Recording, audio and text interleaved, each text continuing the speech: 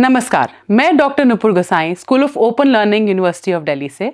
आज हम कोल रेडियो द्वारा आयोजित विचार वाहिनी कार्यक्रम में एक ऐसी शख्सियत के बारे में जानने वाले हैं जो भारत के छत्तीसगढ़ के बैगा आदिवासी समुदाय से हैं, जिनका नाम है लहरी बाई। इन्होंने बाजरे की खेती के लिए बीजों के संरक्षण में क्रांति का काम किया है। इन्हें मिलेट क्वीन के नाम से भी जाना जाता है। आइए सुनते हैं लहरी बाई से उनकी कहानी। नमस्कार, मैं लोकेश कुमार साहू मध्य प्रदेश के डिंडौरी जिले से।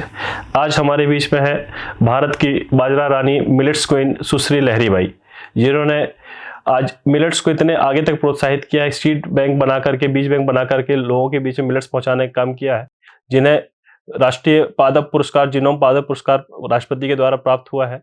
और मोदी जी जिनके एक फैन है, ऐसी लहरी बाई हमारे बीच में उपस्थित है। मैं उनकी इस जीवन वृतांत यात्रा को आपके सामने रखने के लिए उन्हें आग्रह करूंगा कि आज लहरी बाई हमारे बीच में अपने जीवन वृतांत रखेंगे। मेरा नाम लहरी बाई पड़िया। और पहली आजी दादी माँ बाप हम वन भूमि खेती करे तो कोदो कुटकी सलाह सीखिए सामा बहुत रहा। बीच में फिर वन विभाग आए बंद कर दे रहा तो पूरा दाना बुट गए रहा। तो दादी कहते सोसाइटी में चावल मिले तो चावल खा तो बीमार पड़ने लगे। तो दादी कहते दादी कहाँ कर कोदो कुटकी सलाह सीखिया कती दादी तो आपने आतीस कहते तो चल दादी देखे देविया को दू दाना तो कह के दादी संग रो। तो फिर 2-3-4 गांव घूमे तो 2-3 बीमार पाया।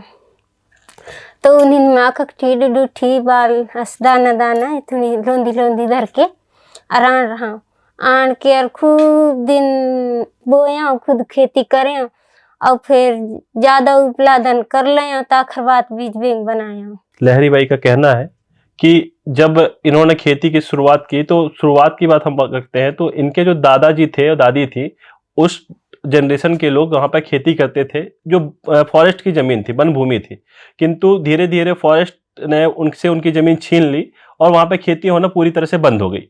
और जब खेती बंद हो गई तो मिलेट्स का उत्पादन ही होना पूरी तरह से बंद हो गया। फिर धीरे धीरे जब लहरी बाई को पता चला कि मिलेट्स के खाने से क्या अच्छाइयाँ हैं तो उन्होंने फिर बीजों का संकलन शुरू किया और थोड़े थोड़े बीज इधर उधर से बटोर करके अपने खेतों पर ला करके उन्होंने खेती की और फिर धीरे धीरे उत्पादन बढ़ाया। उत्पादन बढ़ाने के बाद उन्होंने ये बीज बैंक का निर्माण किया।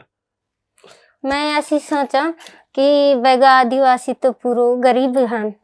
अब पैसा ढाला घलाने को आखिर तापा ही दुख हो गए कछु तो बचने वाले ने कौन। मोर भाई बहन पूरा जब खत्म हो गए और 5 भाई 6 बहन में पूरा खत्म हो गए तसी तो पूरा जनता बुढ़ जाबो तो कसी करके जीवो।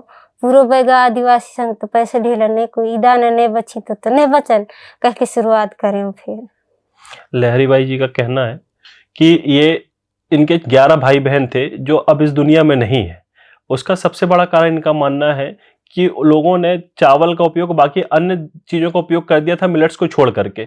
अब चूंकि ये कहती हैं कि बैगा आदिवासी जो कि सर्वविदित है कि एकदम जंगल के अंतिम छोर पर रहते हैं तो वहाँ पे संसाधनों की कितनी समस्या, कितनी कमी है। वहाँ ना ट्रीटमेंट है ना कुछ नहीं। और वैसे भी इनका मानना है कि जब हमारे पास पैसा नहीं तो हम इलाज कैसे कराएंगे, और अगर हम मिलेट्स का यूज़ करते तो हम बीमार पड़ेंगे ही नहीं। इसके कारण से उनका मानना है कि ये मिलेट्स होना जरूरी है। इस कारण से उन्होंने ये बीज बैंक का निर्माण किया है। और पहली इन्हीं दाना ने खान तो ताप घलने को आवा कतरो भेलर कछवा पोषण पालन खुरखुरने और सूजी गोलीने को लगावा। तो मैं कहा कि दाना बच जही तो आगे चल के आने वाले पीढ़ी तो अच्छा से जिंदगी जीवन करें कम से कम। कि मोर ना हो जही कह के ने को जाना इस ना हो ही मोर ना देश और विदेश में ना हो कह के ने को जान रहा। मैं अपन है बैगा आदिवासी नानी में काम करा कि मैं बाहर ले जही आज कि मोर है ना हो जही कहने को जान रहा। लहरी बाई जी कहती हैं कि जब ये मिलेट्स का हम उपयोग करते थे तो बुखार जैसी छोटी सी बीमारी भी हमें नहीं होती थी और ना ही ये सारी चीज़ें होती थी। तो अगर मिलेट्स खत्म हो जाएंगे तो हम दवाई गोली सूजी अभी तक किसी को लगी नहीं है, किसी डॉक्टर ट्रीटमेंट हुआ नहीं है। तो मैं ये बीज बचाने का प्रयास कर रही थी और मैं अपने बैगा समुदाय के लिए प्रयास कर रही थी। मुझे नहीं पता था कि मुझे इस तरह से नाम मिल जाएगा, मोदी जी मेरा नाम लेंगे या सरकार के लोग आगे आएंगे, मेरे घर पर आएंगे, मेरे को प्रोत्साहन देंगे या देश विदेश में मेरा नाम होगा। उनका तो सिर्फ यही सोचना था कि मैं बैगा समाज के लिए काम कर रही हूँ और मेरे भाई बहन जो नहीं बच पाए पर समाज के अन्य लोगों को इस तरह की कोई समस्या का सामना ना करना पड़े, इसलिए मैं मिलेट्स के बीज बैंक के रूप में यहाँ पे स्थापित की।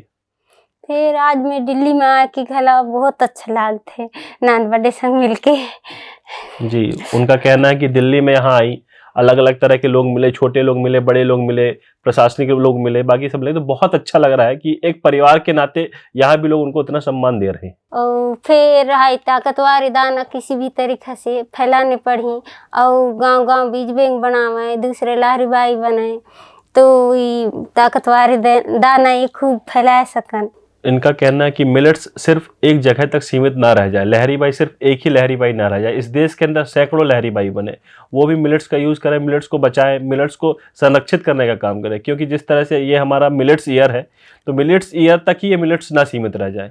आज देश के हर किचन पे पहुंचने की आवश्यकता है मिलेट्स की, ताकि हम अभी जितने डायबिटीज़ के शिकार हो रहे हैं, अन्य बीमारियां जो हमें लग रही हैं, तो मिलेट्स जैसी बहुत सारे मिलेट्स है, चाहे कोदो आप देखेंगे, कुटकी देखेंगे या मड़िया देखेंगे, इन पे 0 कंटेंट शुगर है। तो जब शुगर का कंटेंट ही नहीं होगा तो डायबिटीज़ के व्यक्ति को कितना फायदा हो सकता है, ये लहरीबाई का कहना है। और आंगनवाड़ी स्कूल में पहुँचे और कॉलेज वाली स्कूल में पहुँचे और जगह जगह स्कूल है तनन मंगला पहुँचे, ताकतवर दाना अच्छा सुख शांति से जीवे। इनका कहना है कि जिस तरह से हम मिड डे मील चलाते हैं स्कूलों पे, आंगनवाड़ी वगैरह जो है, वहाँ पे छोटे छोटे बच्चों को प्रोटीन के लिए हम जो चीज़ें देते हैं, तो उस पर हम मिलेट्स का यूज़ करें, उसके बाय प्रोडक्ट्स का यूज़ करें, ताकि वो हर व्यक्ति तक जाए। हमारे क्षेत्र में एक एनीमिया, बहुत सिकल सेल एनीमिया की बहुत बीमारियाँ फैली हैं, तो सिकल सेल एनीमिया को दूर करने का सबसे बड़ा साधन कोई हो सकता है तो वो मिलेट्स ही हो सकते हैं। मिलेट्स का यूज़ बच्चों के प्रोटीन के लिए, उनके पोषक तत्वों को देने के लिए, गर्भवती महिलाओं को देने के लिए सबसे अच्छा है। और सीसाटी राशन दुकान में गला पहुँचे ताकतवर दाना और फिर सरकार सही दाम में खरीदी करे। जी, सबसे बड़ी समस्या हमारे बीच में देखने को मिलती है कि मिलेट्स ना होने का सबसे बड़ा कारण है कि मिलेट्स को हम कॉमर्शियल क्रॉप में नहीं गिनते, और अगर मिलेट्स जब तक कॉमर्शियल क्रॉप नहीं बनेंगी तब तक उसका कोई फ़ायदा नहीं होगा। किसान हो या व्यक्ति, कोई भी इंसान हो, ये ह्यूमन टेंडेंसी होती है कि उसे जहाँ फ़ायदा होगा वहाँ काम करेगा। तो आज की डेट पर जिस तरह से धान का, गेहूं का समर्थन मूल्य मिलता है, वैसे मिलेट्स को समर्थन मूल्य नहीं मिलते, और ना ही सोसाइटी जो होती है, जो पीडीएस होते हैं, उन पीडीएस में भी इनको नहीं दिया जाता है। जब तक खरीदी नहीं होगी तो पीडीएस में स्वाभाविक सी बात है उसको पहुंचा पाना कठिन है। तो सबसे पहले समर्थन मूल्य पे इसकी खरीदी होनी चाहिए, ताकि मिलेट्स को बढ़ावा देने के लिए तो लोगों को प्रोत्साहन मिलेगा। ये थी हमारे बीच में लहरीबाई, जिन्होंने बताया कि किस तरह से मिलेट्स को बढ़ाया जा सकता है, किस तरह से मिलेट्स के उपयोग हो सकते हैं, और मिलेट्स हमारे जीवन में क्या अहमियत रखते हैं।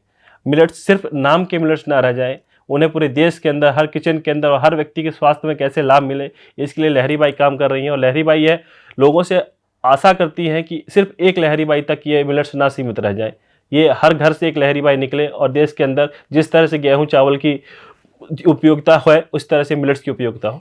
धन्यवाद। तो ये थी लहरीबाई की कहानी। आशा है आपको इनकी कहानी से प्रेरणा मिली होगी। धन्यवाद।